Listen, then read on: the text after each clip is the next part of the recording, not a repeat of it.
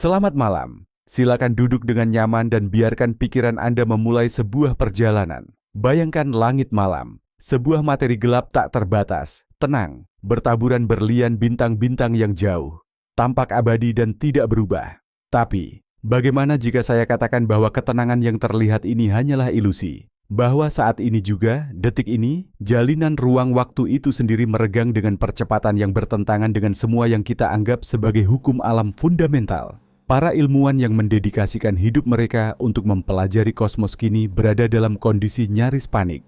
Data yang masuk dari teleskop paling canggih menunjukkan hal yang tak terpikirkan. Alam semesta berakselerasi di luar aturan yang kita ketahui. Dalam kuliah ini, kita akan bersama-sama menyelami misteri besar ini. Kita tidak akan terburu-buru. Kita akan dengan tenang, langkah demi langkah, memahami bagaimana kita sampai pada penemuan mengejutkan ini dan apa artinya bagi pemahaman kita tentang realitas. Bersiaplah untuk mengetahui mengapa para pemikir terhebat di planet ini meyakini bahwa kita sedang berdiri di ambang pintu fisika yang baru. Untuk memahami skala krisis dalam kosmologi saat ini, kita perlu kembali ke awal abad ke-20. Saat itu, sebagian besar ilmuwan, termasuk Albert Einstein sendiri, percaya bahwa alam semesta bersifat statis. Alam semesta dipandang selalu ada dan akan selalu seperti yang kita lihat. Einstein begitu yakin akan hal ini sehingga ketika teori relativitas umumnya sendiri memprediksi alam semesta yang tidak stabil, yaitu yang menyusut atau mengembang, ia memasukkan apa yang disebut konstanta kosmologis ke dalam persamaannya. Ini pada dasarnya adalah trik matematis, sebuah gaya antigravitasi buatan yang menjaga model alam semestanya agar tidak runtuh. Namun, pada tahun 1929, astronom Edwin Hubble, melalui pengamatannya terhadap galaksi-galaksi yang jauh, membuat penemuan yang mengubah segalanya. Ia menyadari bahwa hampir semua galaksi bergerak menjauh dari kita, dan semakin jauh galaksi itu, semakin cepat pula pergerakannya. Ini adalah bukti tak terbantahkan bahwa alam semesta sedang mengembang. Einstein kemudian menyebut penyertaan konstanta kosmologis sebagai kesalahan terbesarnya. Selama beberapa dekade, dunia menerima ide tentang alam semesta yang mengembang, yang lahir dari peristiwa dentuman besar, Big Bang. Secara logis, diasumsikan bahwa ekspansi ini harus melambat. Sebab, gravitasi, gaya tarik semua materi di alam semesta, seharusnya bertindak seperti rem raksasa yang secara bertahap menghentikan dorongan awal tersebut. Hipotesis inilah yang ingin dibuktikan oleh para astronom pada akhir abad ke-20. Mereka berharap dapat mengukur seberapa besar alam semesta melambat. Namun, apa yang mereka temukan justru mengguncang dunia ilmiah. Semuanya berubah total di tahun 1998. Dua tim astrofisikawan independen, satu dipimpin oleh Saul Perlmutter dan yang lainnya oleh Brian Schmidt dan Adam Riess, sedang mengerjakan hal yang sama persis. Mereka berusaha mengukur tingkat perlambatan ekspansi alam semesta. Untuk melakukan ini, mereka memerlukan mercusuar yang andal di ruang angkasa, objek dengan tingkat kecerahan yang diketahui yang memungkinkan mereka menentukan jarak secara tepat. Mercusuar itu adalah supernova jenis Ia. Ini adalah jenis bintang meledak yang sangat istimewa karena ledakannya selalu terjadi dengan kekuatan yang seragam dan oleh karena itu memiliki kecerahan puncak yang sama. Bayangkan deretan lampu 100 watt yang identik tersebar di padang yang luas. Berdasarkan seberapa redup lampu itu terlihat oleh Anda dapat menghitung dengan tepat jarak ke lampu tersebut. Supernova jenis Ia adalah lampu kosmik kita. Dengan mengamati supernova ini di galaksi yang sangat jauh, para ilmuwan dapat secara bersamaan mengukur jarak galaksi dan kecepatan pergerakannya menjauh dari kita melalui pergeseran merah atau redshift. Dengan membandingkan data ini dari berbagai supernova, mereka berharap bisa menyusun peta yang akurat tentang sejarah ekspansi kosmos. Idenya sederhana, jika ekspansi memang melambat, supernova yang sangat jauh, yang cahayanya telah menempuh perjalanan miliaran tahun untuk mencapai kita, seharusnya bergerak menjauh lebih cepat di masa lalu, dibandingkan dengan yang diprediksi oleh hukum Hubble linear. Para ilmuwan yakin dengan hasilnya, mereka hanya perlu memastikan angkanya saja. Namun, data yang mereka dapatkan sangatlah tidak masuk akal. Data itu bukan hanya tidak menunjukkan perlambatan, justru data itu menunjukkan hal yang sebaliknya. Supernova yang jauh ternyata terlihat lebih redup daripada yang seharusnya. Hal ini hanya memiliki satu arti. Supernova itu berada lebih jauh dari yang diperkirakan. Dan ini, pada gilirannya, berarti bahwa selama waktu cahaya mereka melakukan perjalanan menuju kita, alam semesta tidak berekspansi lebih lambat, melainkan lebih cepat. Ekspansi alam semesta sedang mengalami percepatan. Penemuan ini begitu mengejutkan dan fundamental, sehingga kedua tim ilmuwan menghabiskan waktu berbulan-bulan hanya untuk memverifikasi ulang data mereka. Mereka mencari-cari kesalahan dalam perhitungan, dalam kalibrasi instrumen, bahkan dalam metodologi itu sendiri. Mungkinkah supernova di masa lalu berbeda? Atau mungkinkah debu kosmik mendistorsi cahaya mereka lebih kuat dari yang kita duga? Setiap kemungkinan kesalahan ditinjau dan dikesampingkan, hasilnya tetap tak terbantahkan. Alam semesta tidak hanya mengembang, ia melakukannya makin cepat dan makin cepat. Ini seperti Anda melempar bola ke udara, dan alih-alih melambat dan jatuh, bola itu tiba-tiba melesat ke langit dengan kecepatan yang terus bertambah. Fenomena ini melanggar semua pemahaman intuitif kita tentang gravitasi. Gravitasi seharusnya menarik, bukan mendorong. Untuk menjelaskan fenomena ini, mereka terpaksa memperkenalkan entitas baru yang misterius. Mereka menamainya energi gelap. Istilah ini tidak menjelaskan apa itu, melainkan hanya memberi nama pada ketidaktahuan kita. Yang kita tahu hanyalah fungsinya. Ia menyebabkan ruang mengembang dengan percepatan, tetapi kita sama sekali tidak tahu wujudnya. Zat ini, apapun bentuknya, harus memiliki sifat antigravitasi atau tekanan negatif. Berdasarkan perhitungan, energi gelap misterius ini menyumbang sekitar 68% dari total massa energi di alam semesta. 27% lainnya adalah materi gelap yang tak kalah misterius, dan sisanya hanya 5% yang menyedihkan, adalah semua yang dapat kita lihat dan yang membentuk kita, bintang, planet, gas, debu, dan kita sendiri. Atas penemuan yang mengguncang dunia kosmologi ini, Perlmutter, Schmidt, dan Riess dianugerahi hadiah Nobel Fisika pada tahun 2011. Mereka membuka mata kita bahwa kita hidup di alam semesta yang 95%-nya terbuat dari sesuatu yang sama sekali tidak kita pahami. Jadi, apa sebenarnya energi gelap itu? Hipotesis utama dan yang paling sederhana dari sudut pandang matematis menyatakan bahwa energi gelap adalah sifat inheren dari ruang hampa itu sendiri, atau vakum. Inilah yang kita sebut sebagai energi vakum. Menurut teori medan kuantum, ruang hampa sebenarnya tidak benar-benar hampa. Ruang itu dipenuhi oleh pasangan partikel virtual dan antipartikel yang terus-menerus muncul dan menghilang. Fluktuasi kuantum inilah yang seharusnya memberikan kepadatan energi tertentu pada vakum. Dan yang paling menarik, energi vakum semacam ini, jika memang ada, akan berperilaku persis seperti energi gelap. Ia menciptakan tekanan negatif konstan yang mendorong ruang agar terus melebar. Ide ini sangat cocok dengan teori relativitas umum Einstein. Ingatkah Anda tentang kesalahan terbesar Einstein, yaitu konstanta kosmologi yang ia perkenalkan untuk menstabilkan alam semesta? Ternyata, secara matematis, konstanta ini setara dengan energi vakum. Jadi, bisa jadi Einstein benar, namun untuk alasan yang sama sekali berbeda. Mungkin konstanta kosmologi bukanlah sebuah kesalahan, melainkan pandangan yang jenius dan visioner. Namun, teori yang kelihatannya begitu elegan ini memiliki satu masalah kolosal. Masalahnya begitu besar hingga dijuluki prediksi terburuk dalam sejarah fisika, atau masalah konstanta kosmologi.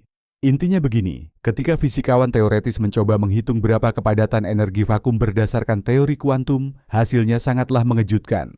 Angka yang mereka dapatkan 120 tingkat besaran, atau 1 diikuti 120 angka 0. Lebih besar daripada kepadatan energi gelap yang kita amati di alam semesta. Ini adalah kesenjangan terbesar antara teori dan eksperimen dalam seluruh sejarah sains.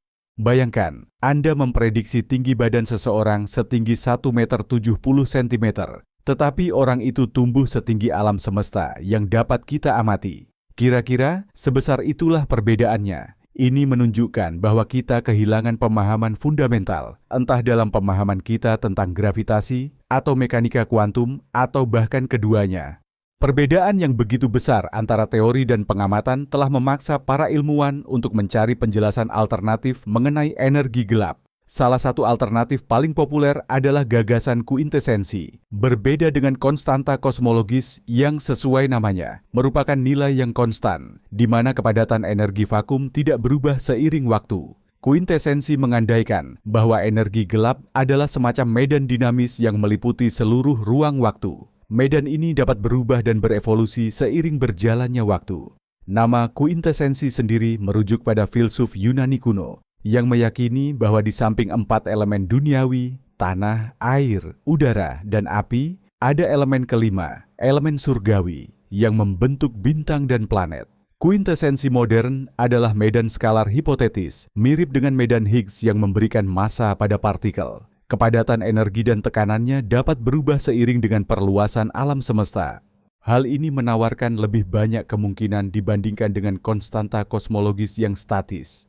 Misalnya, di awal pembentukan alam semesta, medan ini mungkin berperilaku berbeda dari sekarang. Barangkali pengaruhnya baru menjadi dominan dalam beberapa miliar tahun terakhir, yang kemudian menyebabkan percepatan ekspansi yang kita amati saat ini. Teori kuintesensi dapat menjelaskan mengapa kepadatan energi gelap memiliki nilai seperti sekarang dan bukan nilai lain. Ini sekaligus menyelesaikan apa yang disebut masalah koinsidensi, yakni mengapa kita hidup pada era di mana kepadatan energi gelap dan materi, baik materi biasa maupun materi gelap, berada dalam urutan yang kurang lebih sama. Jika energi gelap bersifat konstan, kontribusinya di masa lalu akan sangat kecil, dan di masa depan ia akan mendominasi secara mutlak. Waktu kita saat ini terasa sangat spesial. Namun, model dengan kuintesensi dapat menjadikan era kita tidak terlalu unik. Meskipun demikian, gagasan ini juga memiliki kekurangan. Pertama, ia memerlukan pengenalan entitas baru yang belum pernah teramati sebelumnya, sebuah medan baru. Kedua, ada banyak model kuintesensi yang berbeda, dan sejauh ini belum ada satupun yang memiliki konfirmasi eksperimental. Ini masih berupa konstruksi teoretis yang indah, namun spekulatif. Untuk membedakan antara konstanta kosmologis dan kuintesensi, kita perlu mengukur sejarah ekspansi alam semesta dengan sangat akurat. Jika ternyata kepadatan energi gelap tidak konstan, ini akan menjadi argumen kuat yang mendukung sifat dinamis energi gelap. Bagaimana jika masalahnya sebenarnya bukan energi misterius baru? Bagaimana jika selama ini pemahaman kita tentang gravitasi yang keliru? Ide ini menjadi inti dari sekumpulan teori yang dikenal sebagai modifikasi gravitasi. Intinya sederhana, teori relativitas umum Einstein yang sangat sukses menjelaskan gravitasi di tata surya dan sebagian besar skenario astrofisika mungkin saja belum sepenuhnya lengkap. Mungkin saja pada skala kosmologis, pada jarak miliaran tahun cahaya, cara kerja gravitasi itu berbeda dari yang selama ini kita pahami. Bisa jadi pada jarak yang begitu masif, gravitasi tidak lagi berfungsi sebagai gaya tarik, melainkan berubah menjadi gaya tolak, atau intensitas pelemahannya tidak sesuai prediksi Einstein. Jika demikian, perluasan alam semesta yang dipercepat yang kita amati saat ini bukanlah hasil dari energi gelap, melainkan manifestasi dari sifat asli gravitasi itu sendiri. Pendekatan ini sangat menarik karena tidak perlu memperkenalkan entitas baru yang konon menyusun 95% alam semesta. Sebaliknya, pendekatan ini menyarankan untuk mengubah hukumnya sendiri. Ada banyak cara untuk memodifikasi teori Einstein. Misalnya, teori gravitasi DAFR mengganti salah satu suku dalam persamaan Einstein dengan fungsi yang lebih kompleks. Teori lain, seperti teori Brand, mengusulkan bahwa alam semesta kita yang 3 dimensi ini hanyalah bagian dari ruang multidimensi. Gravitasi mungkin bocor ke dimensi-dimensi ekstra ini, sehingga menyebabkannya melemah pada jarak yang sangat jauh. Secara matematis, teori-teori ini sangat rumit, dan masalah utamanya adalah teori-teori ini tidak hanya harus menjelaskan percepatan ekspansi, tetapi pada saat yang sama, harus mampu mereplikasi semua kesuksesan teori Einstein pada skala yang lebih kecil.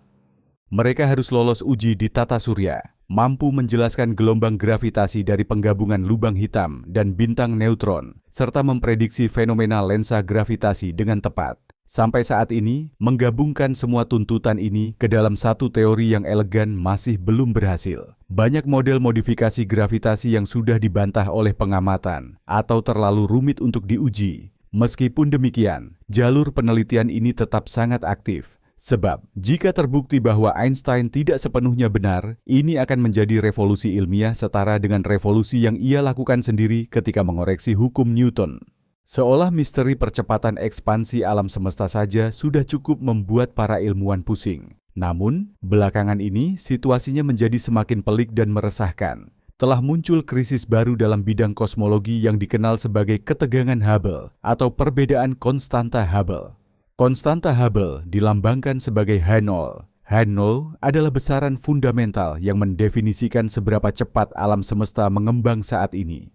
Konstanta ini memberitahu kita seberapa banyak, dalam kilometer per detik, jarak suatu objek bertambah untuk setiap megaparsek jaraknya. 1 megaparsek setara dengan sekitar 3,26 juta tahun cahaya. Mengukur besaran ini dengan presisi tinggi adalah salah satu tujuan utama kosmologi modern. Dengan mengetahuinya, kita dapat menentukan usia, ukuran, dan nasib akhir alam semesta. Masalahnya, dua metode pengukuran konstanta Hubble yang paling utama dan terpercaya menghasilkan nilai yang berbeda, bahkan secara statistik tidak sesuai. Ini bukan hanya masalah kesalahan kecil, melainkan perbedaan mendasar yang tidak dapat dijelaskan oleh kesalahan pengukuran yang sudah kita ketahui. Metode pertama sering disebut metode lokal atau dekat. Metode ini didasarkan pada pembangunan yang disebut tangga jarak kosmik. Para astronom mengukur jarak ke bintang-bintang terdekat, kemudian menggunakan bintang-bintang tersebut untuk mengkalibrasi jarak ke objek yang lebih jauh di galaksi lain. Langkah demi langkah, mereka menjangkau galaksi yang sangat jauh, tempat meletusnya supernova tipe Ia. Metode ini yang telah disempurnakan selama puluhan tahun berkat teleskop Hubble menghasilkan nilai konstanta Hubble sekitar 73 km per detik per megaparsek. Metode kedua adalah metode global atau alam semesta awal. Metode ini didasarkan pada studi radiasi latar belakang kosmik, CMB, cahaya sisa dari Big Bang yang memenuhi seluruh alam semesta. Teleskop ruang angkasa Planck mengukur fluktuasi suhu terkecil dalam radiasi ini dengan presisi luar biasa. Fluktuasi tersebut membawa informasi tentang parameter awal alam semesta. Dengan menggunakan model kosmologi standar yang dikenal sebagai lambda CDM, para ilmuwan dapat menghitung berapa seharusnya kecepatan ekspansi alam semesta hari ini agar kondisi awal tersebut menghasilkan pola CMB yang kita amati. Dan metode ini memberikan nilai sekitar 67 km per detik per megaparsek. Selisih antara angka 73 dan 67 mungkin tampak sepele. Namun, mengingat tingkat akurasi pengukuran modern saat ini, selisih ini sangatlah besar. Probabilitas bahwa ini hanyalah kebetulan acak adalah kurang dari 1:1.000.000. Ini berarti salah satu dari metode pengukuran mengandung kesalahan mendasar yang belum terdeteksi atau yang jauh lebih menarik, model kosmologi standar yang menjadi dasar perhitungan radiasi latar belakang kosmik adalah keliru. Model lambda CDM yang mencakup materi gelap dingin atau CDM dan konstanta kosmologis, lambda sebagai energi gelap, telah sangat berhasil menjelaskan alam semesta selama 20 tahun terakhir. Namun, ketegangan Hubble adalah retakan serius pertama pada fondasinya. Mari kita pahami apa artinya ini. Metode lokal mengukur laju ekspansi saat ini dan di sini, di alam semesta modern. Sementara itu, metode awal yang didasarkan pada radiasi latar belakang kosmik memprediksi berapa seharusnya laju ini hari ini berdasarkan kondisi alam semesta 380.000 tahun setelah Big Bang. Fakta bahwa prediksi tersebut tidak cocok dengan pengukuran langsung menunjukkan bahwa ada sesuatu yang hilang dari model kita. Mungkin sejarah ekspansi alam semesta lebih kompleks dari yang kita duga. Bisa jadi ada fisika tambahan yang bekerja di alam semesta awal yang mengubah laju ekspansi, dan efek ini tidak diperhitungkan dalam model standar. Disparitas ini memaksa para ilmuwan untuk meninjau kembali dasar-dasar pemahaman kita tentang kosmos. Ini bukan hanya sekadar penyesuaian angka. Ini berpotensi menjadi pertanda revolusi fisika baru. Entah kita salah dalam pengukuran, atau ada lubang seukuran alam semesta itu sendiri dalam teori kita tentang alam semesta. Bagaimana ketegangan Hubble yang mengganggu ini bisa diselesaikan? Para ilmuwan sedang meninjau beberapa pendekatan. Yang pertama, dan yang paling jelas adalah mencari kesalahan sistematis dalam pengukuran. Para astronom yang menggunakan metode lokal terus-menerus memeriksa ulang tangga jarak kosmik mereka. Mungkinkah pemahaman kita tentang Cepheid, bintang berdenyut yang menjadi salah satu anak tangga pertama, belum sempurna? Mungkinkah sifat-sifatnya bergantung pada lingkungan, seperti komposisi kimia galaksi tempat mereka berada? Atau mungkinkah supernova tipe Ia tidak se-lilin standar yang kita kira? Mungkin kecerahannya berevolusi seiring waktu, atau bergantung pada jenis galaksi tempat ledakan terjadi. Di sisi lain, tim yang bekerja dengan data teleskop Planck juga menganalisis hasil mereka dengan sangat cermat. Mungkin ada efek halus terkait interaksi radiasi latar kosmik dengan gas dan debu di galaksi kita sendiri yang belum sepenuhnya diperhitungkan. Saat ini, meskipun sudah ada upaya yang sangat besar, belum ada sumber kesalahan yang meyakinkan yang ditemukan di salah satu metode tersebut. Kedua tim tetap yakin dengan hasil mereka. Hal ini mendorong kita pada kemungkinan kedua, yang jauh lebih radikal. Model kosmologi standar Lambda CDM perlu dimodifikasi. Ide yang paling populer dalam pendekatan ini adalah pengenalan apa yang disebut energi gelap awal, Early Dark Energy. Bentuk energi hipotetis ini seharusnya sudah ada di alam semesta muda dalam beberapa ratus ribu tahun pertama setelah Big Bang. Energi ini akan bertindak sebagai dorongan tambahan, meningkatkan laju ekspansi secara singkat. Kemudian energi gelap awal ini akan dengan cepat meluruh, tidak meninggalkan jejak apapun, kecuali laju ekspansi yang sudah berubah. Perubahan dalam sejarah awal kosmos ini dapat merekonsiliasi prediksi yang didasarkan pada radiasi latar kosmik dengan pengukuran lokal. Ini adalah solusi yang elegan, tetapi sekali lagi ini memerlukan pengenalan entitas baru yang belum pernah diamati. Ini seperti mencoba memperbaiki jam dengan menambahkan roda gigi baru dan tidak dikenal, berharap jam tersebut akan berjalan dengan benar kembali. Ide-ide lain mencakup bentuk materi gelap yang eksotis yang dapat berinteraksi dengan radiasi, atau bahkan kemungkinan bahwa konstanta fundamental, seperti konstanta gravitasi, telah berubah seiring waktu. Semua teori ini masih spekulatif, tetapi fakta kemunculannya menunjukkan betapa seriusnya komunitas ilmiah menghadapi masalah ini. Dalam kisah yang sudah kusut ini, muncullah pemain baru yang sangat diharapkan. Teleskop luar angkasa James Webb. Diluncurkan pada akhir tahun 2021, Webb adalah teleskop inframerah paling kuat yang pernah diciptakan. Cerminnya yang raksasa dan instrumennya yang sangat sensitif memungkinkannya mengintip ke sudut-sudut kosmos terjauh dan karenanya ke era paling awal keberadaan semesta. Salah satu misi utama Webb adalah untuk memverifikasi dan menyempurnakan pengukuran konstanta Hubble. Ia dapat mengamati Cepheid dan supernova pada jarak yang jauh lebih besar dan dengan kejernihan yang lebih tinggi daripada Hubble.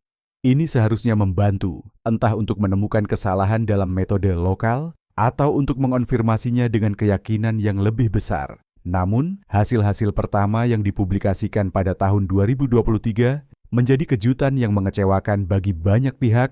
Webb tidak hanya gagal menemukan kesalahan dalam pengukuran Hubble, tetapi juga mengonfirmasi data tersebut dengan akurasi tinggi. Ini berarti bahwa nilai lokal konstanta Hubble kemungkinan besar benar. Perbedaan dengan data Planck tidak hilang, sebaliknya itu menjadi semakin nyata dan tajam. Namun James Webb juga membawa berita lain yang bahkan lebih mengejutkan dan meresahkan. Saat mengintip ke era yang disebut fajar kosmik, beberapa ratus juta tahun pertama setelah Big Bang, ia menemukan sesuatu yang seharusnya tidak ada di sana. Ia melihat galaksi-galaksi yang luar biasa besar, terang, dan terbentuk dengan baik untuk usia mereka yang masih sangat muda. Menurut model kosmologi standar, galaksi seharusnya terbentuk secara perlahan, bertahap, dari gumpalan kecil gas dan materi gelap yang kemudian bergabung menjadi struktur yang lebih besar. Webb justru melihat galaksi-galaksi yang terlihat hampir sama dewasanya dengan bima sakti kita. Tetapi pada saat semesta baru berusia antara 300 hingga 400 juta tahun. Ini ibarat bertemu bayi baru lahir yang sudah bisa membaca dan menulis. Galaksi-galaksi awal yang mustahil ini menimbulkan keraguan besar pada pemahaman kita tentang proses pembentukan bintang dan galaksi. Ini mengisyaratkan bahwa entah bintang terbentuk jauh lebih efisien di semesta awal daripada yang kita duga, atau seluruh model pertumbuhan struktur hierarkis kita di semesta itu salah. Penemuan ini, meskipun tidak berhubungan langsung dengan energi gelap, semakin mengikis kepercayaan pada model kosmologi standar Lambda CDM. Tampaknya, bukan hanya akhir, tetapi juga permulaan sejarah semesta kita menyembunyikan beberapa rahasia fundamental dari kita. Jadi, kita dihadapkan pada dua teka-teki raksasa. Yang pertama adalah sifat energi gelap, yang memaksa alam semesta mengembang dengan percepatan. Yang kedua adalah ketegangan Hubble, yang mengindikasikan bahwa model ekspansi alam semesta kita mungkin tidak tepat. Permasalahan ini mendorong para fisikawan untuk meninjau skenario masa depan kosmos kita yang paling eksotis dan menakutkan. Jika energi gelap adalah konstanta kosmologi, maka percepatan akan berlanjut selamanya, namun dengan kecepatan yang stabil. Skenario ini membawa kita pada apa yang disebut kematian panas atau pembekuan besar. Galaksi-galaksi akan saling menjauh semakin cepat. Dalam 100 miliar tahun, semua galaksi, kecuali yang terikat secara gravitasi dengan kita di grup lokal, akan hilang di balik cakrawala kosmologis. Langit malam bagi keturunan jauh, kita akan menjadi kosong dan gelap. Kemudian seiring berjalannya waktu, bintang-bintang di galaksi kita yang terisolasi ini akan padam. Bahan bakar gas untuk pembentukan bintang baru akan habis. Alam semesta akan berubah menjadi tempat yang dingin, gelap, dan hampa, hanya dipenuhi sisa-sisa bintang yang mendingin, lubang hitam, dan partikel elementer yang saling menjauh tanpa batas. Ini adalah prospek yang suram, namun yang paling mungkin terjadi berdasarkan data saat ini. Namun, jika energi gelap adalah sesuatu yang lebih dinamis, seperti kuintesensi, maka varian lain mungkin terjadi. Misalnya, medan kuintesensi dapat melemah seiring waktu dan bahkan mengubah tanda dari gaya tolak menjadi gaya tarik. Dalam kasus ini, ekspansi yang dipercepat akan berganti menjadi perlambatan, lalu diikuti oleh penciutan. Alam semesta akan mulai runtuh kembali menuju singularitas, dan kita akan menghadapi dentuman besar atau penciutan besar. Skenario yang kebalikan dari dentuman besar, Big Bang.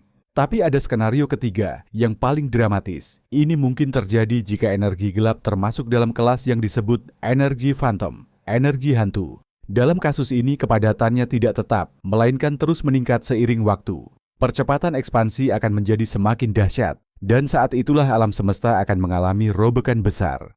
Miliaran tahun sebelum akhir, galaksi-galaksi yang jauh akan terpisah dari kita. Jutaan tahun kemudian, gravitasi tidak akan lagi mampu menahan Bima Sakti, dan ia akan hancur berantakan. Beberapa bulan menjelang final, tata surya kita akan terkoyak. Setengah jam sebelum akhir, bumi akan musnah. Dan di detik-detik terakhir, bahkan atom dan inti atom pun akan terbelah. Struktur ruang waktu itu sendiri akan dirobek-robek. Skenario mana yang akan terjadi bergantung pada nilai pasti satu parameter yang dikenal sebagai parameter persamaan keadaan energi gelap.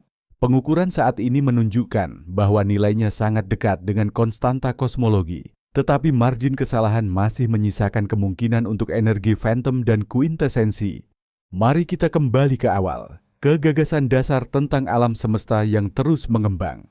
Pada tahun 1929, Edwin Hubble menggunakan teleskop paling canggih di Observatorium Mount Wilson saat itu berhasil mengukur pergeseran merah dalam spektrum galaksi-galaksi yang jauh.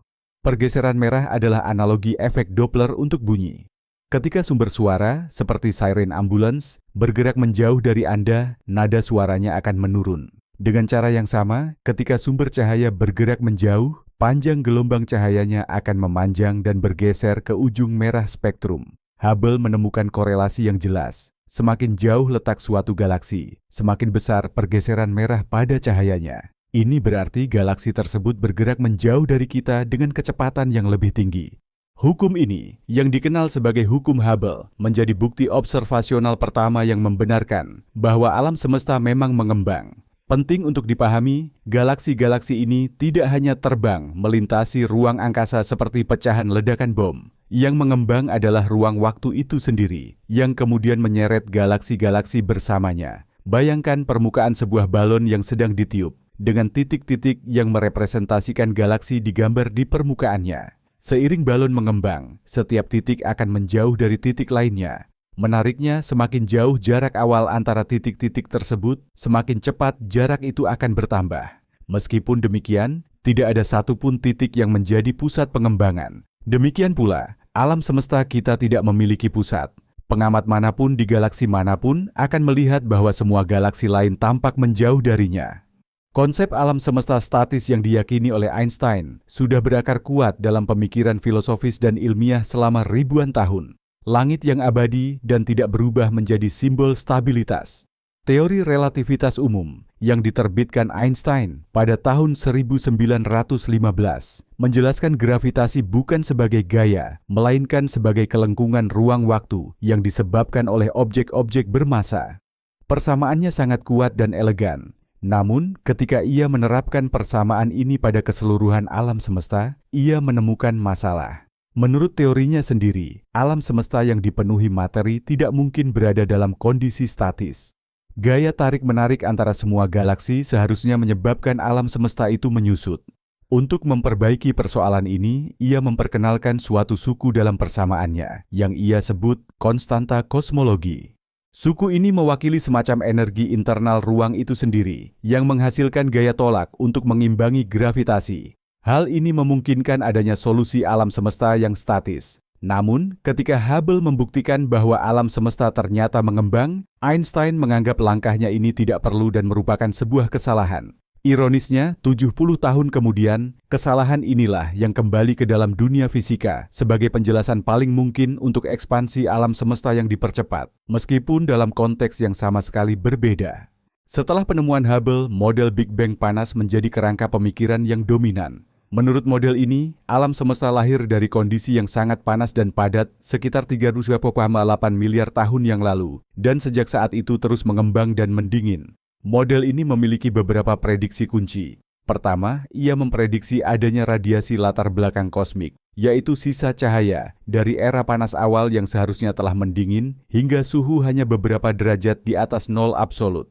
Radiasi ini ditemukan pada tahun 1965 dan menjadi bukti terkuat yang memvalidasi teori tersebut. Kedua, teori ini memperkirakan rasio tertentu dari elemen ringan, hidrogen, helium, dan litium, yang seharusnya terbentuk dalam beberapa menit pertama kehidupan alam semesta. Kadar elemen-elemen ini yang diamati pada bintang-bintang tertua sangat sesuai dengan prediksi tersebut. Dalam kerangka model ini, gravitasi seharusnya bertindak sebagai rem. Bayangkan sebuah perlombaan antara momentum awal pengembangan alam semesta melawan gaya gravitasi. Nasib alam semesta sangat bergantung pada kepadatan totalnya. Jika kepadatannya melebihi nilai kritis tertentu, gravitasi pada akhirnya akan menang, dan alam semesta akan mulai menyusut. Jika kepadatannya di bawah nilai kritis, ekspansi akan terus berlanjut selamanya, tetapi kecepatannya akan terus melambat. Jika kepadatan tersebut persis sama dengan nilai kritis, ekspansi juga akan berlangsung selamanya, namun kecepatannya akan mendekati nol. Hingga tahun 1998, semua perdebatan para ilmuwan hanya berkisar pada skenario mana dari ketiga skenario inilah yang kita tinggali. Tidak ada seorang pun yang menyangka bahwa ada opsi keempat, sebuah skenario yang sama sekali tidak logis. Mari kita selami lebih dalam mengapa supernova tipe Ia ini bisa menjadi lilin standar yang sangat andal. Peristiwa ini terjadi dalam sistem bintang ganda. Salah satu bintangnya adalah Katai Putih, sisa-sisa bintang yang sangat padat dan kompak, mirip dengan matahari kita. Pasangan Katai Putih ini bisa berupa bintang biasa atau Katai Putih lainnya. Dengan gravitasi yang kuat, Katai Putih ini menarik materi dari bintang pasangannya. Perlahan-lahan, masanya pun bertambah. Saat massa Katai Putih mencapai batas kritis tertentu, yang kita kenal sebagai batas Chandrasekhar, yaitu sekitar 1,4 kali massa matahari, bintang itu akan menjadi tidak stabil. Reaksi termonuklir tak terkendali kemudian menyala di intinya, dan dalam hitungan detik saja, bintang itu akan meledak secara total. Karena ledakan ini selalu dipicu oleh pencapaian massa kritis yang sama, jumlah energi yang dilepaskan, dan kecerahan puncak ledakannya selalu konsisten. Hal inilah yang menjadikannya indikator jarak yang ideal. Para astronom sudah mahir mengkalibrasi kecerahannya dengan akurasi sangat tinggi, meskipun harus memperhitungkan adanya sedikit variasi. Keandalan metode inilah yang memberi bobot besar pada penemuan mengejutkan tentang ekspansi alam semesta yang dipercepat. Seandainya lilin standar ini kurang konsisten, hasilnya mungkin bisa kita abaikan sebagai ketidakpastian. Namun, semua data menunjukkan hal yang sama. Ada sesuatu yang aneh sedang terjadi pada alam semesta itu sendiri. Penghargaan Nobel tahun 2011 diberikan karena telah menemukan bahwa alam semesta mengalami percepatan ekspansi, sebuah temuan yang didasarkan pada pengamatan supernova yang sangat jauh. Ini adalah pengakuan resmi bahwa pandangan kita tentang dunia telah berubah total. Ilmu kosmologi terbagi menjadi dua era, sebelum dan sesudah tahun 1988. Sebelumnya, kita yakin telah memahami gaya-gaya fundamental yang mengatur alam semesta, yaitu gravitasi dan gaya-gaya yang dijelaskan oleh model standar fisika partikel. Namun, setelah itu, menjadi jelas bahwa komponen paling dominan di alam semesta, energi gelap, sama sekali berada di luar jangkauan pemahaman kita. Hal ini menciptakan ruang lingkup kerja yang sangat besar bagi para teoretisi. Ratusan, bahkan mungkin ribuan, makalah ilmiah telah didedikasikan untuk mencoba menjelaskan sifat dari energi gelap tersebut. Padeo. Temuan ini juga memicu penciptaan proyek observasi baru yang jauh lebih ambisius. Kita memerlukan teleskop dan satelit baru yang mampu mengukur karakteristik energi gelap dengan presisi yang lebih tinggi. Tujuannya adalah membedakan apakah ia adalah konstanta kosmologis murni, kuintesensi, atau model-model eksotis lainnya. Penemuan energi gelap adalah contoh klasik bagaimana sains bekerja. Sebuah observasi yang bertentangan dengan teori mapan menciptakan krisis. Dan krisis inilah yang kemudian memunculkan ide-ide baru, serta mendorong penelitian lebih lanjut. Ini adalah pengakuan atas ketidaktahuan kita, dan pengakuan inilah yang menjadi mesin pendorong kemajuan. Mari kita bahas lebih detail mengenai masalah konstanta kosmologi. Teori medan kuantum, quantum field theory, menjelaskan alam semesta sebagai medan-medan, yang kuanta-kuantanya kita kenal sebagai partikel. Contohnya, foton adalah kuanta dari medan elektromagnetik. Ruang hampa, vakum, atau status energi dasar dari medan-medan ini sebenarnya tidak kosong. Di dalamnya terdapat apa yang kita sebut sebagai osilasi titik nol, zero point fluctuations, yaitu tingkat energi minimum yang harus dimiliki oleh suatu medan. Jika kita menjumlahkan seluruh energi osilasi titik nol dari semua medan partikel fundamental yang kita ketahui, kita akan mendapatkan prediksi teoretis untuk kepadatan energi vakum. Masalahnya, kontribusi energi ini sangatlah besar. Setiap medan memberikan kontribusinya, dan meskipun kontribusi dari jenis medan yang berbeda, seperti boson dan fermion, saling mengurangi sebagian, hasil akhirnya tetap luar biasa besar. Perbedaan sebesar 120 kali lipat orde magnitude, 120 orders of magnitude. Ini jelas bukan sekadar kesalahan perhitungan. Ini mengindikasikan adanya cacat mendasar dalam pemahaman kita tentang bagaimana mekanika kuantum dan gravitasi saling berhubungan. Mungkin ada hukum alam atau simetri yang belum kita ketahui yang menyebabkan hampir semua kontribusi energi vakum raksasa ini saling meniadakan hingga mencapai nilai mendekati nol. Tetapi, mengapa kemudian masih tersisa nilai kecil namun tidak nol, yang justru kita amati sebagai energi gelap, dark energy? Pertanyaan ini masih belum terjawab. Inilah salah satu misteri paling mendalam dan paling menyulitkan dalam fisika fundamental. Model-model dinamis energi gelap, seperti kuintesensi, memperkenalkan adanya medan skalar baru. Dalam fisika, medan skalar adalah suatu medan yang di setiap titik dalam ruang hanya dicirikan oleh satu nilai tunggal, yang kita sebut skalar. Contoh sederhana dari ini adalah medan suhu di dalam ruangan. Selain itu, medan Higgs yang ditemukan di Large Hadron Collider juga termasuk jenis medan skalar. Model kuintesensi berhipotesis bahwa medan baru ini sangat ringan. Ia bergerak sangat lambat menuju titik energi minimumnya, mirip seperti sebuah bola yang menggelinding di lereng yang sangat landai. Nah, evolusi yang lambat inilah yang justru menciptakan efek tekanan negatif, yang pada gilirannya memicu percepatan perluasan alam semesta. Sifat-sifat dari medan ini dapat berbeda, tergantung pada bentuk lerengnya, atau yang kita sebut potensial medan tersebut. Dalam beberapa model, medan skalar ini pada akhirnya akan berhenti total.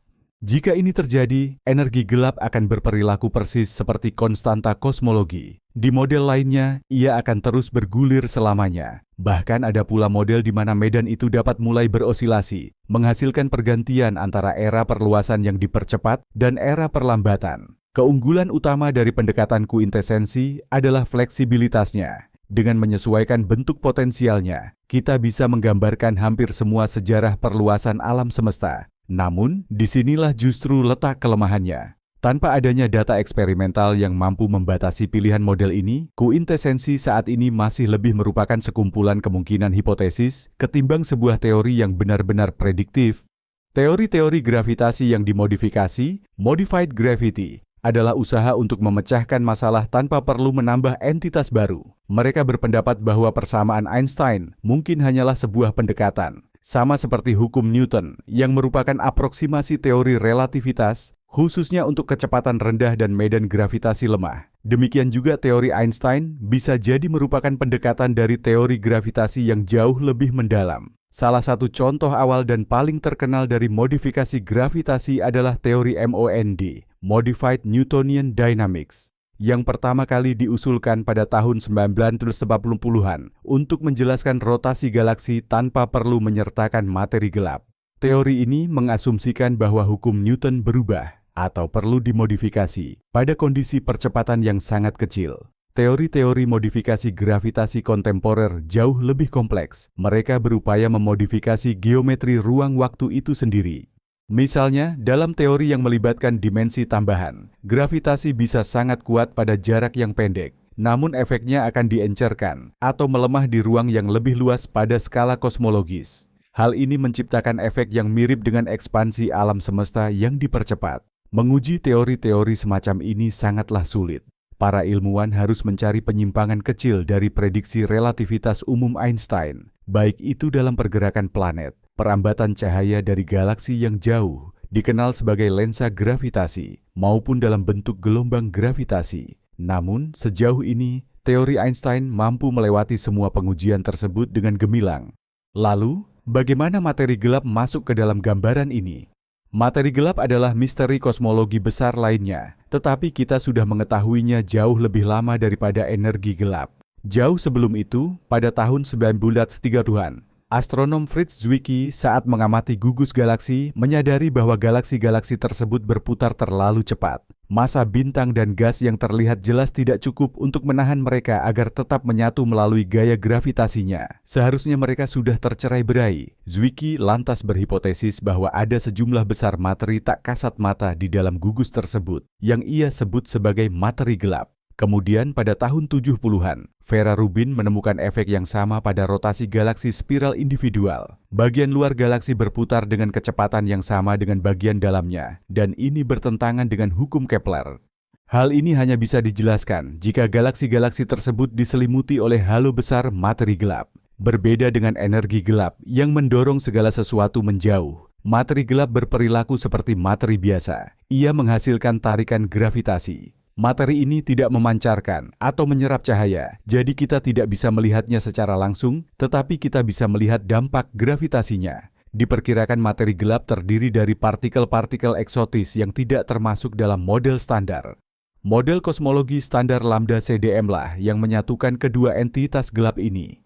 Di dalamnya, materi gelap bertanggung jawab atas pembentukan struktur alam semesta, seperti galaksi dan gugusnya. Sementara energi gelap bertanggung jawab atas percepatan ekspansi pada tahap-tahap akhir. Hubungan antara materi gelap dan energi gelap, inilah salah satu pertanyaan paling misterius yang terus menggoda para ilmuwan. Dalam model standar lambda CDM, keduanya diperlakukan sebagai entitas yang sepenuhnya terpisah. Mereka dianggap tidak berinteraksi satu sama lain, selain dari interaksi gravitasi. Namun, bagi banyak fisikawan, skenario ini terasa janggal dan kurang elegan. Memiliki dua komponen alam semesta yang sama-sama mendominasi, tapi sama-sama tak terlihat dan benar-benar berbeda. Rasanya ini terlalu kebetulan. Oleh karena itu, ada banyak teori yang mencoba menggabungkan keduanya. Misalnya, dalam model zat gelap terpadu, diasumsikan ada medan atau fluida gelap tunggal. Fluida ini pada tahap awal berfungsi sebagai materi gelap, menggumpal dan membentuk struktur. Namun pada tahap selanjutnya ia mulai berperilaku seperti energi gelap, memicu ekspansi alam semesta yang semakin cepat. Model lain mengusulkan adanya interaksi lemah antara materi gelap dan energi gelap. Contohnya, partikel materi gelap mungkin meluruh, memunculkan energi gelap. Interaksi ini dapat meninggalkan jejak yang mungkin halus, tetapi dapat diamati baik pada struktur skala besar alam semesta maupun pada radiasi latar kosmik. Mencari jejak-jejak ini adalah salah satu misi utama survei kosmologi di masa depan. Jika berhasil dibuktikan bahwa materi gelap dan energi gelap hanyalah dua sisi dari mata uang yang sama, ini akan menjadi terobosan besar dalam pemahaman kita tentang sektor gelap alam semesta. Mari kita kembali ke masalah ketegangan Hubble ini. Selisih antara pengukuran laju ekspansi dari era awal dan era akhir alam semesta ini bukan sekadar masalah teoretis belaka. Ini benar-benar mengguncang pondasi model kosmologi standar yang kita miliki. Bayangkan Anda punya dua foto orang yang sama. Satu foto masa bayi dan satu lagi foto saat ia sudah dewasa.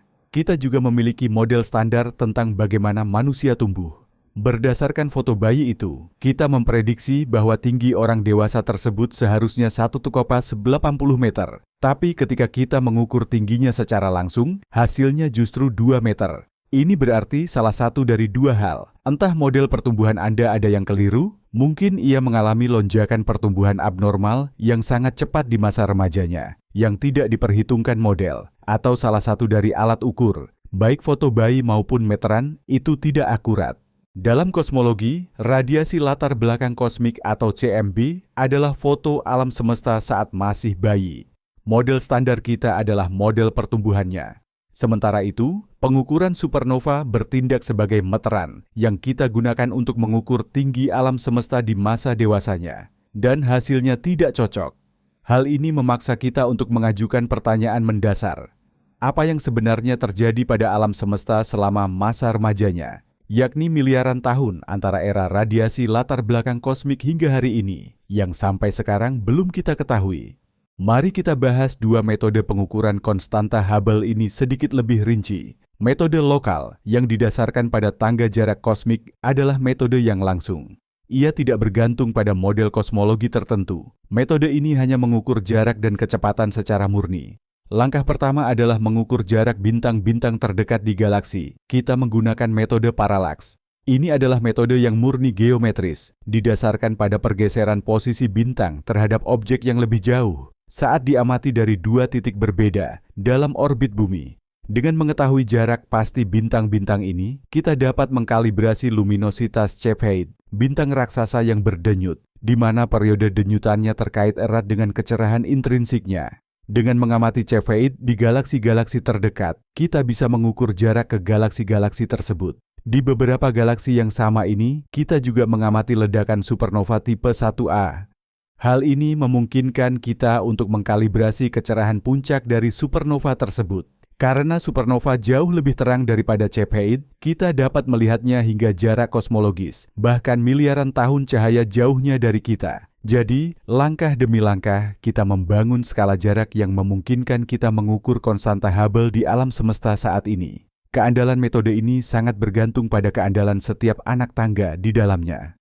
Metode kedua yang memanfaatkan radiasi peninggalan kosmik, relic radiation, adalah metode tidak langsung dan sangat bergantung pada model.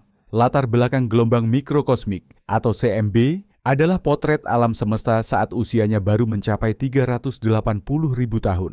Pada masa itu, alam semesta kita dipenuhi oleh plasma padat yang sangat panas. Ketika alam semesta telah mengembang dan cukup mendingin, proton dan elektron kemudian dapat bergabung membentuk atom hidrogen. Alam semesta pun menjadi transparan terhadap cahaya. Foton-foton yang sebelumnya terperangkap dalam plasma, kini dapat bergerak bebas. Cahaya inilah yang kita saksikan hari ini sebagai radiasi peninggalan kosmik. Dalam peta radiasi ini, kita dapat melihat bintik-bintik kecil, yaitu area yang sedikit lebih panas dan sedikit lebih dingin daripada rata-rata. Ukuran bintik-bintik ini, terutama yang terbesar, berfungsi sebagai semacam penggaris standar bagi kita. Kita mengetahui seberapa besar ukuran fisik wilayah-wilayah ini di awal sejarah alam semesta. Dengan mengukur ukuran sudutnya yang tampak di langit saat ini, kita dapat menentukan geometri alam semesta serta riwayat pengembangannya.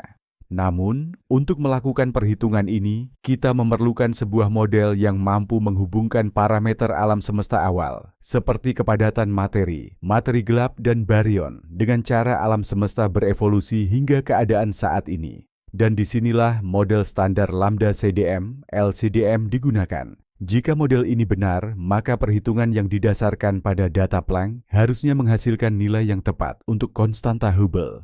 Kenyataan bahwa perhitungan tersebut tidak memberikan hasil yang konsisten justru menjadi argumen serius yang menentang kebenaran model ini. Pentingnya ketegangan Hubble, perbedaan pengukuran Hubble ini tidak bisa diremehkan. Jika ketegangan ini memang benar-benar ada, itu berarti model kosmologi standar yang telah menjadi tonggak keberhasilan sains selama 2 dekade terakhir setidaknya tidaklah lengkap. Model ini memang berhasil menjelaskan semesta setelah masa rekombinasi dan pembentukan struktur skala besar. Namun, model ini kemungkinan besar melewatkan bahan penting yang bekerja di masa-masa awal alam semesta. Ini bisa berupa partikel baru, medan baru, atau bahkan interaksi baru.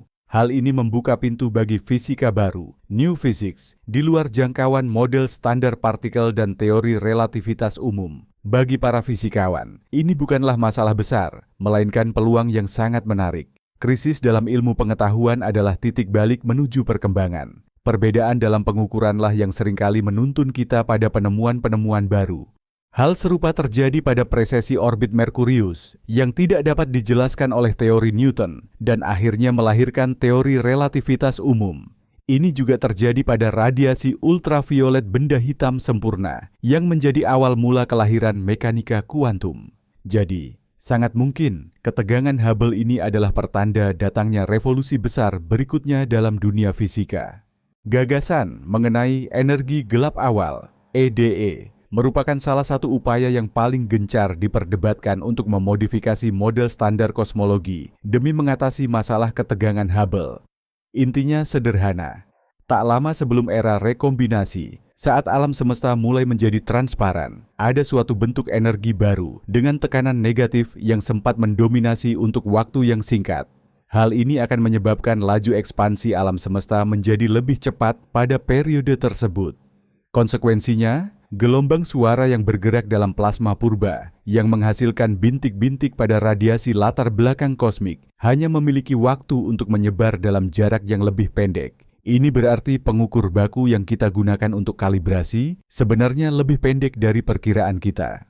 Jika kita memasukkan koreksi ini ke dalam perhitungan untuk mendapatkan ukuran sudut bintik-bintik yang kita amati saat ini, kita harus mengasumsikan bahwa alam semesta terus berekspansi lebih cepat pada era-era berikutnya. Dengan begitu, nilai konstanta Hubble yang diprediksi akan meningkat, mendekati nilai yang diukur secara lokal. Singkatnya, semburan singkat aktivitas energi gelap awal ini dapat memperbaiki model kosmologi kita. Tentu saja, muncul pertanyaan krusial. Energi apakah ini, dan mengapa energi tersebut hanya aktif selama periode singkat itu, lalu menghilang begitu saja? Meskipun terlihat menjanjikan, model energi gelap awal, Early Dark Energy, EDE, tetap punya beberapa masalah. Pertama, model ini terkesan agak artifisial atau terlalu dipaksakan karena diciptakan hanya untuk menyelesaikan satu masalah spesifik. Ini yang disebut sebagai hipotesis ad hoc. Dalam fisika teoretis, memperkenalkan entitas baru yang hanya muncul pada rentang waktu yang sangat singkat dan tidak berdampak pada waktu lainnya bukanlah solusi yang elegan. Kedua, meskipun model EDE ini mampu menyelesaikan ketegangan Hubble, di sisi lain, ia berpotensi mengganggu kesesuaian model standar kosmologi dengan data-data kosmologis lainnya. Contohnya, data mengenai distribusi galaksi yang dikenal sebagai osilasi akustik barionik atau BEO, atau data terkait lensa gravitasi, gravitational lensing. Beberapa versi dari model EDE ini memang bertentangan dengan hasil pengamatan tersebut. Adi, P. Saat ini, para ilmuwan sedang berupaya keras menciptakan model yang dapat menyelesaikan masalah perbedaan data ini tanpa perlu memunculkan masalah baru. Ini adalah penyesuaian yang sangat rumit atau fine-tuning, dan sejauh ini belum ada kandidat ideal yang ditemukan. Situasi ini ibarat mencoba menutupi tempat tidur hanya dengan satu selimut. Saat kita menariknya untuk menutupi kaki, bahu akan terbuka. Begitu juga sebaliknya. Bagaimana jika masalahnya memang ada pada kesalahan pengukuran? Mari kita teliti lebih jauh di mana letak potensi kerentanan ini. Dalam metode lokal, mata rantai terlemah berada pada kalibrasi anak tangga pertama dalam tangga jarak atau distance ladder. Contohnya, kalibrasi bintang Cepheid. Kita mengasumsikan bahwa sifat periode luminositas mereka bersifat universal. Namun, bagaimana jika sifat itu sedikit berubah? Tergantung pada komposisi kimia bintang yang kita sebut metalisitas. Galaksi-galaksi tempat kita mengkalibrasi supernova mungkin memiliki komposisi kimia yang berbeda dari bima sakti kita. Para astronom telah bekerja keras untuk memperhitungkan efek-efek ini, tetapi masih ada bias sistematik yang belum terdeteksi yang mungkin tersembunyi di dalam data. Mengenai supernova tipe Ia, kita juga semakin sadar bahwa mereka tidak sepenuhnya identik. Ada subkelas yang berbeda, dan kecerahan mereka dapat bergantung pada usia populasi bintang di galaksi induknya. Sekali lagi, efek-efek ini diupayakan untuk dimasukkan dalam perhitungan, tetapi hal ini tentu saja menambah ketidakpastian ekstra. Teleskop James Webb, berkat kemampuannya bekerja di rentang inframerah di mana cahaya lebih sedikit diserap oleh debu, sangat membantu mengurangi salah satu kesalahan sistematik utama. Namun, teleskop ini juga tidak maha kuasa. Perjuangan demi akurasi ini masih terus berlanjut. Di sisi lain, data yang dikumpulkan oleh satelit Planck juga tidak bisa dianggap sepenuhnya sempurna. Untuk mendapatkan informasi kosmologi dari peta radiasi latar belakang kosmik atau CMB, Para ilmuwan harus membersihkannya dengan sangat teliti dari radiasi latar depan, terutama radiasi yang berasal dari galaksi kita sendiri, Bima Sakti. Debu dan gas di Bima Sakti juga memancarkan cahaya dalam rentang gelombang mikro, dan radiasi ini harus dikurangi dengan hati-hati. Meskipun tim Planck telah melakukan pekerjaan yang luar biasa, beberapa kritikus menduga bahwa proses pembersihan ini mungkin menyisakan kesalahan sistematis yang belum diperhitungkan. Selain itu, analisis data Planck sendiri melibatkan proses statistik yang sangat kompleks. Ada kemungkinan terdapat nuansa atau seluk-beluk di dalamnya yang belum sepenuhnya kita pahami. Namun, eksperimen independen yang mengamati CMB dari bumi, seperti Atacama Cosmological Telescope dan South Pole Telescope, secara keseluruhan mengonfirmasi hasil yang didapatkan oleh Planck. Hal ini membuat kecil kemungkinan bahwa seluruh masalah hanya disebabkan oleh kesalahan pada satu misi spesifik saja. Kemungkinan besar, jika memang ada kesalahan, itu terletak pada sesuatu yang lebih fundamental, entah pada astrofisika dari standar lilin yang kita gunakan, atau justru pada model kosmologi kita sendiri. Konsep tangga jarak kosmik adalah salah satu gagasan yang paling indah dan paling mendasar dalam astronomi. Kita tidak bisa mengukur jarak ke galaksi yang sangat jauh secara langsung. Oleh karena itu, kita melakukannya selangkah demi selangkah. Kita mengukur jarak ke bulan menggunakan pemantulan laser. Dengan mengetahui data ini, kita dapat mengukur jarak ke matahari dan planet-planet. Menggunakan paralaks, yaitu pergeseran posisi bintang di latar belakang langit. Saat bumi bergerak mengelilingi orbitnya, kita mengukur jarak ke ribuan bintang terdekat. Inilah fondasi tangga kita. Selanjutnya, di gugus-gugus bintang tersebut, kita menemukan bintang variabel seperti Cepheid. Setelah mempelajarinya, kita dapat mengkalibrasi luminositas atau kecerahan sejati mereka. Kemudian kita mencari Cepheid di galaksi yang lebih jauh, seperti nebula Andromeda, dan mengukur jarak ke sana. Di galaksi-galaksi ini, kita menemukan lilin standar yang lebih terang, seperti supernova. Setelah dikalibrasi, kita dapat menggunakannya untuk mengukur jarak ke galaksi yang berada di ujung terjauh alam semesta yang dapat kita amati. Setiap langkah di tangga ini pasti membawa tingkat kesalahan atau galat. Selama puluhan tahun, para astronom telah berupaya keras untuk membuat setiap anak tangga ini seandal mungkin. Namun, kemungkinan bahwa salah satu anak tangga ini sedikit rapuh atau kurang tepat tetap menjadi sumber kekhawatiran dan menjadi target utama kritik terhadap pengukuran lokal konstanta Hubble. Teleskop James Webb, JWST, seharusnya menjadi penentu dalam sengketa nilai konstanta Hubble. Namun, hasil pengukurannya terhadap bintang Cepheid dan supernova, seperti yang telah kita bahas, justru memperparah ketegangan tersebut. Namun, kontribusi JWST terhadap keseluruhan kisah ini mungkin jauh lebih mendalam. Dengan mengamati galaksi-galaksi paling awal, JWST mempertanyakan kembali model-model kita tentang pembentukan struktur kosmik. Jika pembentukan galaksi terjadi jauh lebih awal dan lebih cepat dari perkiraan, ini bisa menyiratkan bahwa seluruh sejarah ekspansi alam semesta di tahap awalnya juga berbeda. Mungkin saja kepadatan materi di alam semesta purba tidak sehomogen yang kita yakini selama ini. Mungkin juga peran materi gelap dalam memicu proses pembentukan galaksi ternyata berbeda. Semua pertanyaan ini secara tidak langsung terhubung dengan riwayat ekspansi alam semesta.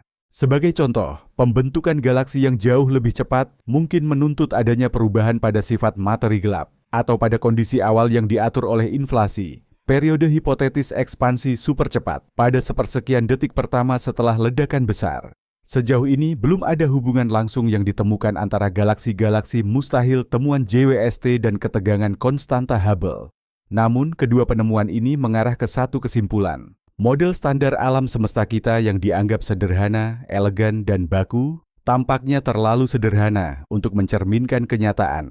Mari kita tinjau kembali skenario koyak besar atau Big Rip. Skenario ini didasarkan pada hipotesis energi hantu atau phantom energy. Dalam kasus materi biasa atau energi gelap yang diwakili oleh konstanta kosmologis, seiring mengembangnya alam semesta, kepadatan energinya biasanya akan menurun atau tetap stabil. Namun, jika kita bicara tentang energi hantu, kepadatannya justru akan meningkat.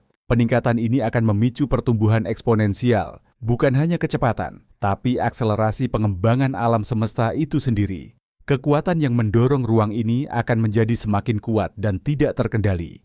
Pada titik tertentu, gaya ini akan melampaui daya tarik gravitasi yang mengikat gugusan galaksi, dan semua gugusan itu akan mulai tercerai-berai. Selanjutnya, kekuatan itu akan mengalahkan gravitasi yang menjaga bintang-bintang tetap berada di dalam galaksi.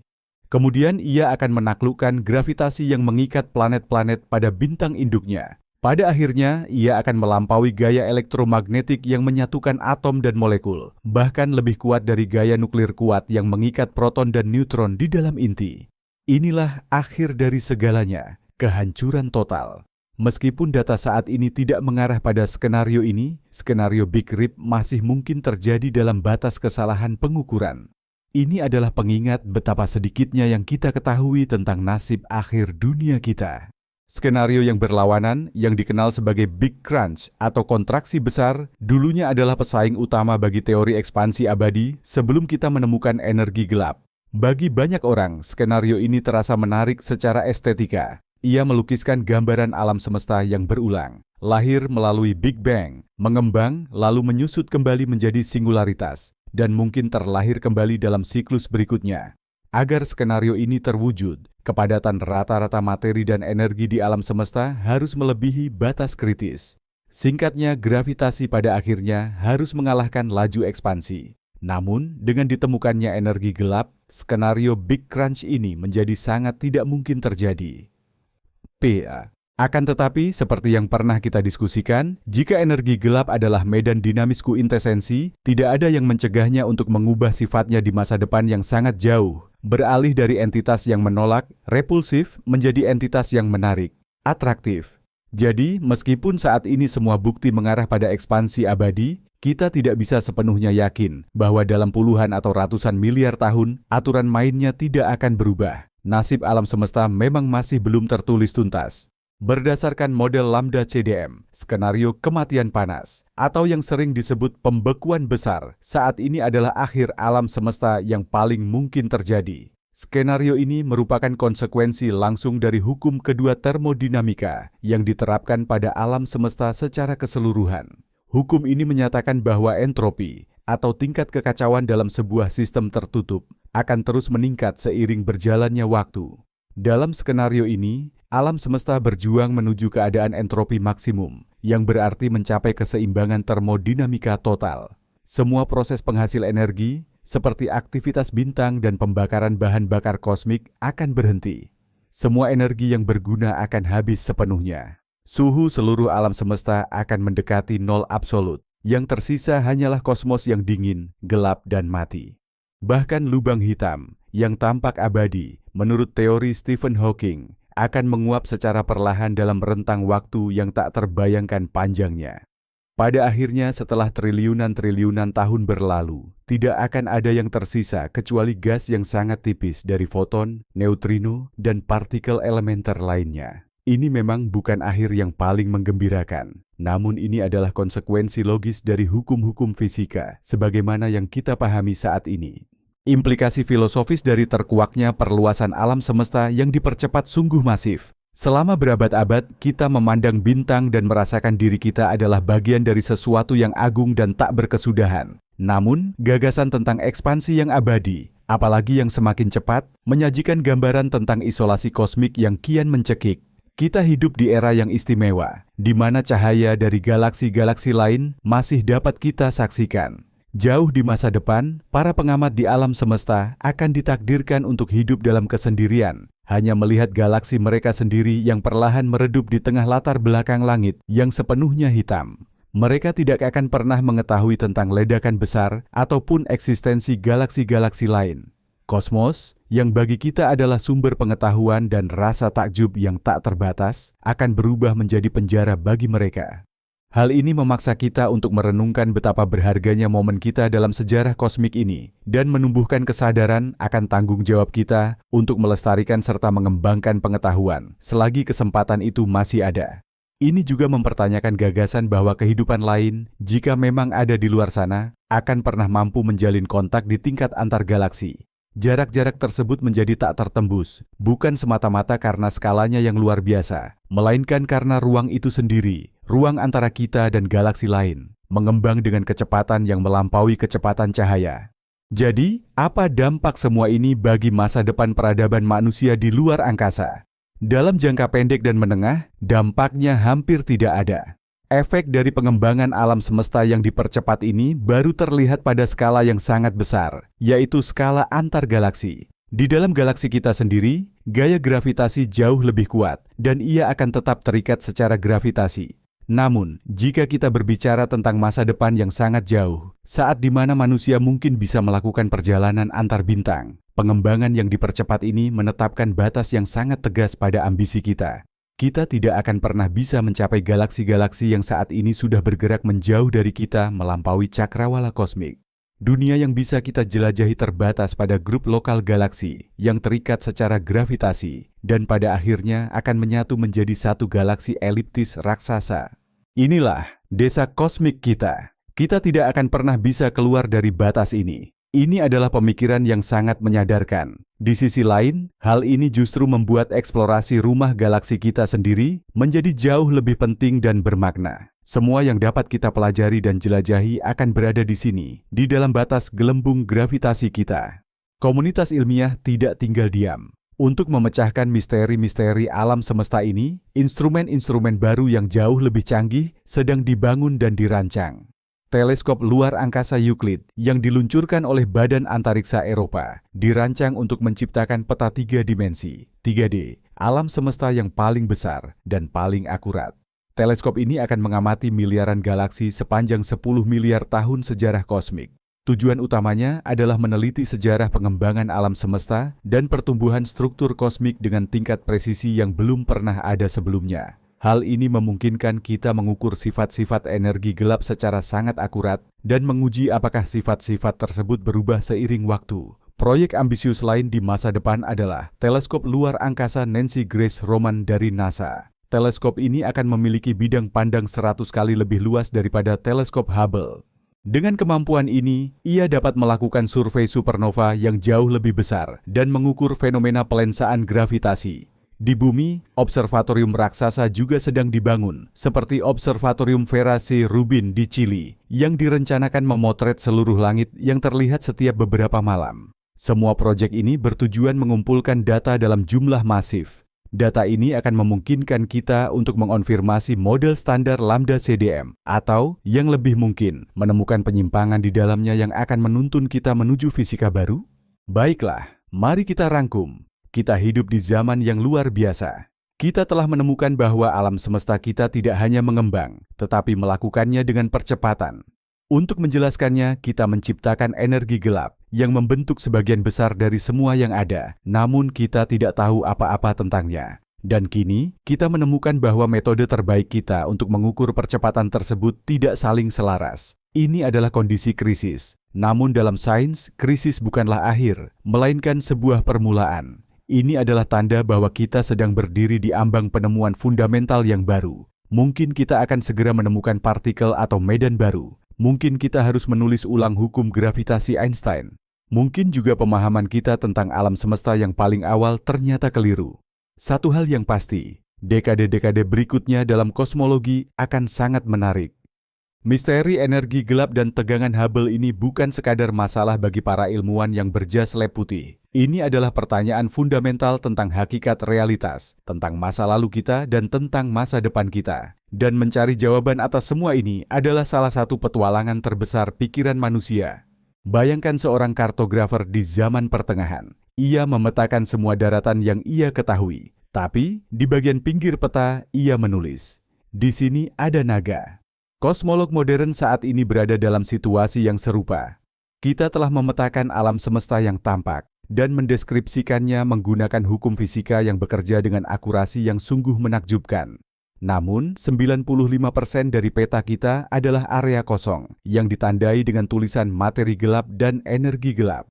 Inilah naga-naga kita. Kenyataan bahwa pengukuran kita di batas-batas dunia yang diketahui tidak sinkron menunjukkan bahwa naga-naga ini mungkin jauh lebih nyata dan kompleks daripada yang pernah kita duga. Ini bukan alasan untuk panik, melainkan alasan untuk merasa gembira. Ini berarti bahwa penemuan-penemuan besar menanti kita di masa depan. Kita berdiri di tepi samudera ketidaktahuan, dan ia memanggil kita dengan segala misterinya. Setiap observasi baru, setiap ketidaksesuaian baru, itu adalah gelombang yang membawa kerang-kerang baru yang belum pernah kita lihat ke pantai. Dan kita seperti anak-anak yang penuh rasa ingin tahu, bergegas untuk mengambil dan memeriksanya. Peran energi gelap sangatlah menentukan nasib alam semesta kita.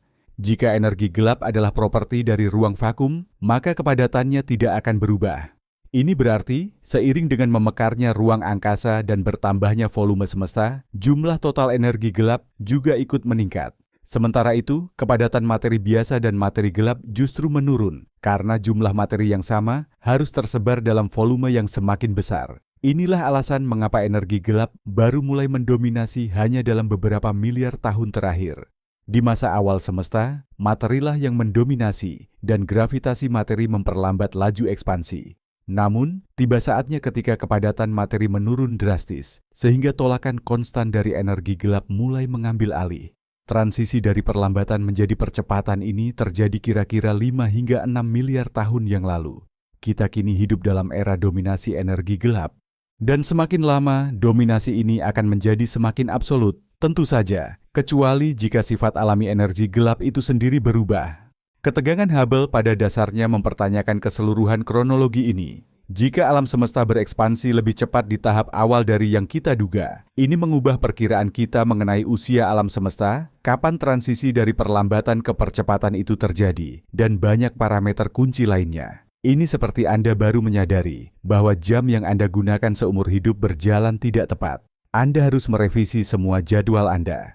Para kosmolog saat ini berada dalam situasi yang persis sama. Mereka sedang berusaha mencari tahu, pada titik manakah jam kosmik ini mulai salah. Apakah ini terjadi pada sepersekian detik pertama saat inflasi? Atau apakah ini terjadi kemudian disebabkan oleh energi gelap awal yang misterius? Atau mungkinkah jamnya berjalan salah justru pada saat ini dan sifat dasar energi gelap berubah seiring waktu dengan cara yang belum bisa kita deteksi? Jawaban atas pertanyaan ini akan menentukan arah perkembangan fisika fundamental untuk bertahun-tahun mendatang. Intinya, semua teka-teki ini bermuara pada satu hal. Pemahaman kita tentang dua pilar fisika modern, teori relativitas umum yang menjelaskan gravitasi dan dunia makro, serta mekanika kuantum yang menjelaskan dunia mikro masih belum lengkap. Kita tahu bahwa kedua teori ini tidak bisa sejalan atau tidak kompatibel dalam kondisi ekstrim, misalnya di pusat lubang hitam, atau pada saat momen dentuman besar, Big Bang. Kita memerlukan teori yang disebut gravitasi kuantum, quantum gravity, yang mampu menyatukan keduanya. Banyak fisikawan yang percaya bahwa misteri energi gelap dan materi gelap adalah manifestasi dari teori yang lebih mendalam ini, yang saat ini masih tersembunyi dari kita. Mungkin saja energi vakum, yang perhitungannya masih belum bisa kita selesaikan dengan benar, adalah kunci utama menuju gravitasi kuantum. Ada kemungkinan bahwa tegangan Hubble tension, adalah petunjuk observasional pertama tentang bagaimana teori baru ini berbeda dengan teori yang sudah ada. Kita sedang mencari seorang Einstein baru, seseorang yang mampu melihat melampaui fakta-fakta yang terpisah dan saling bertentangan ini, lalu menemukan gambaran alam semesta yang baru, lebih sederhana, dan lebih elegan. Akhirnya, kita telah mencapai akhir dari perjalanan kita hari ini. Kita telah menyaksikan bagaimana keyakinan para ilmuwan terhadap gambaran alam semesta yang rapi dan terstruktur berganti menjadi kebingungan dan kecemasan. Dulu, kita berpikir bahwa gravitasi memperlambat ekspansi alam semesta, tetapi ternyata energi gelap yang misterius justru menyebabkannya berakselerasi. Kita telah membangun model kosmologi standar yang seolah menjelaskan segalanya, namun kini fondasinya retak di bawah tekanan data baru yang saling bertentangan. Ketegangan Hubble, galaksi-galaksi awal yang mustahil yang ditemukan oleh teleskop James Webb, semua ini bukan sekadar ketidakcocokan kecil. Ini adalah sinyal yang sangat jelas bahwa kita kehilangan sesuatu yang besar, sesuatu yang fundamental dalam pemahaman kita tentang alam semesta. Dan anehnya, ini adalah berita terbaik bagi dunia sains. Karena momen-momen seperti inilah yang mendahului terobosan besar. Kita hidup di ambang era baru dalam fisika, dan tidak ada yang tahu penemuan menakjubkan apa yang akan dibawanya. Terima kasih telah meluangkan waktu bersama saya, merenungkan misteri terbesar dari kosmos. Saya harap cerita ini membantu Anda tidur nyenyak, diayunkan oleh skala dan misteri alam semesta kita yang luar biasa. Jangan lupa subscribe ke saluran ini, berikan like, jika Anda merasa ini menarik dan bagikan pendapat Anda di kolom komentar. Dan kini, pertanyaan utama untuk Anda. Menurut Anda, apa yang tersembunyi di balik percepatan ini? Apakah ini hanya kesalahan dalam perhitungan rumit kita? Ataukah ini adalah hantu dari fisika baru yang sama sekali belum kita ketahui? Selamat malam.